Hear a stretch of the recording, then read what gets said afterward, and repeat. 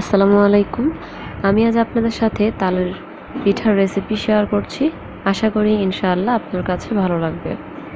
আপনারা যারা প্রথমবারের মতো আমার চ্যানেলটিকে দেখছেন, আপনারা সবাই আমার চ্যানেলটিকে সাবস্ক্রাইব করে পাশে থাকা বেল আইকনে ক্লিক করে দিবেন।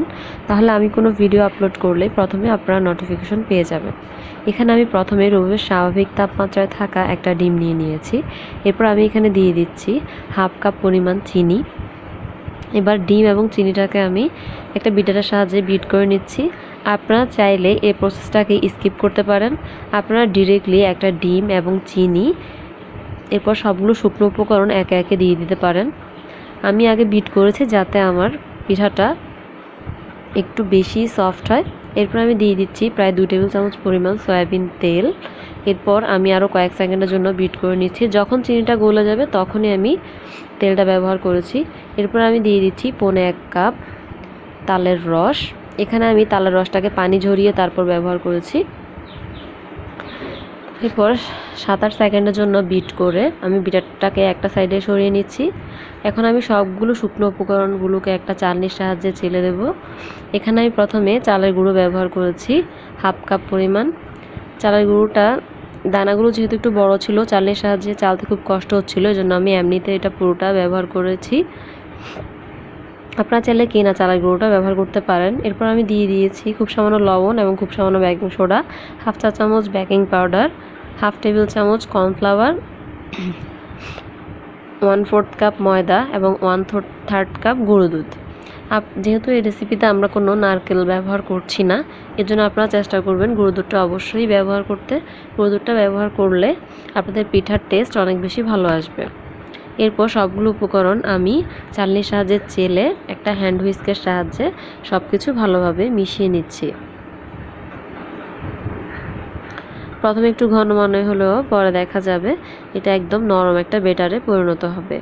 এরপর আপনারা ভালোভাবে বেটারটাকে মিশিয়ে এটাকে রেস্টে রেখে দিবেন মিনিমাম আধা ঘন্টার জন্য। আপনার হাতে যদি সময় বেশি থাকে তাহলে 1.5 থেকে 2 ঘন্টাও আপনারা এটাকে রেস্টে রেখে দিতে পারেন। আধা ঘন্টা রেস্টে রেখে বানালেও ইনশাল্লাহ ভালো হবে। আমি খুব বেশি সময় এটাকে রেস্টে রাখিনি।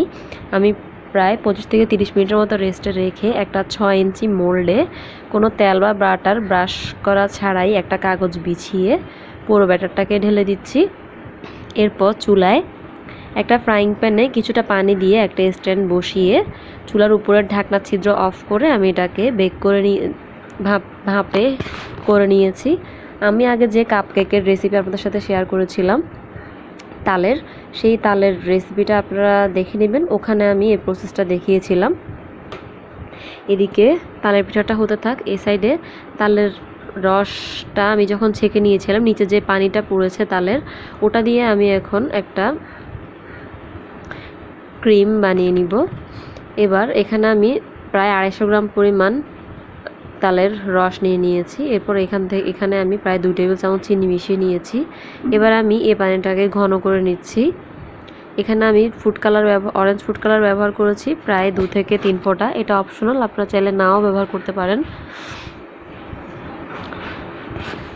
আমি এটাকে এখন জাল করে আরও একটু ঘন করে নিব। এদিকে আমি এখান থেকে কিছুটা রস উঠিয়ে নিয়েছিলাম, ওখানে আমি প্রায় হাফ টেবিল চামচ কর্নফ্লাওয়ার মিশিয়ে নিয়েছি। এবার আগে থেকে মিশিয়ে নেওয়া কর্নফ্লাওয়ারের মিশ্রণটা আমি এই গরম তালের রসে দিয়ে দিচ্ছি। এবার এটাকে আমি নাড়তে থাকবো। যেহেতু সনাতন পদ্ধতিতে তালের রসটাকে বের করে নিয়েছিলাম, এজন্য এটাতে অনেক বেশি পানি ছিল। আমি জন্য একটা ছাঁকনির সাহায্যে ছেঁকে নেওয়ার পর নিচে যে পানিটা পড়েছিল আমি ওই পানিটা দিয়েই এই ক্রিমটা বানিয়ে নিচ্ছি।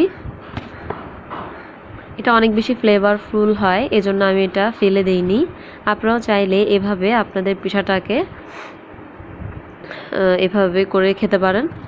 এরপর যখন এটা ভালোভাবে হয়ে আসবে আমি এটাকে চুলা থেকে নামিয়ে ঠান্ডা করে নিব। এদিকে আমাদের পিঠাটাও রেডি হয়ে গিয়েছে। আমি পিঠাটাকে আনমোল্ড করে নিচের কাগজটা সরিয়ে নিয়েছি। আপনারা দেখেই বুঝতে পারছেন আমার পিঠাটা কতটা সফট হয়েছে। আপনারা সেম রেসিপি ফলো করে বাসায় বানাবেন। আশা করি ইনশাআল্লাহ আপনাদের কাছেও ভালো লাগবে। এরপর আমি এগুলোকে আমার পছন্দ মতো কাট করে নিয়েছি। আপনারা আপনার পছন্দ অনুযায়ী এটাকে কাট করে নিতে পারেন।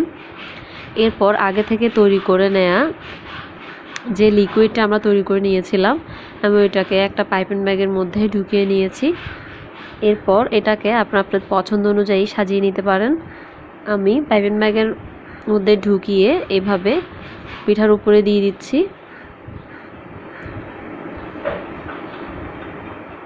এভাবে সবগুলো পিঠার উপরে আমি রসটাকে দিয়ে দিচ্ছি। আপনারা সেম রেসিপি ফলো করে বাসায় বানালে কেমন হয়েছে আমাকে অবশ্যই জানাবেন। সবাই আমার জন্য দোয়া করবেন।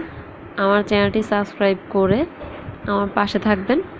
সবাই ভালো থাকবেন, সুস্থ থাকবেন। আল্লাহ হাফেজ।